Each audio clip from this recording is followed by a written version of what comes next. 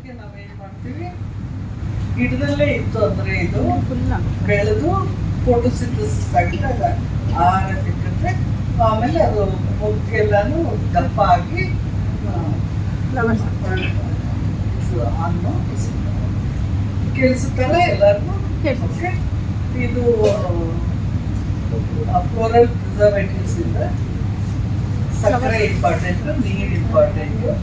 ಸಕ್ಕರೆ ಹಾಕಿದ್ಮೇಲೆ ಇಲ್ಲೆಲ್ಲ ಮೈಕ್ರೋಬ್ಸ್ ಇರುತ್ತೆ, ಅದು ಬೆಳೆದು ಇಲ್ಲಿ ಕ್ಲಾಗ್ ಆಗುತ್ತೆ. ಸಕ್ಕರೆನೂ ಹಾಕಿದ್ರು, ನೀರು ಹಾಕಿದ್ವಿ.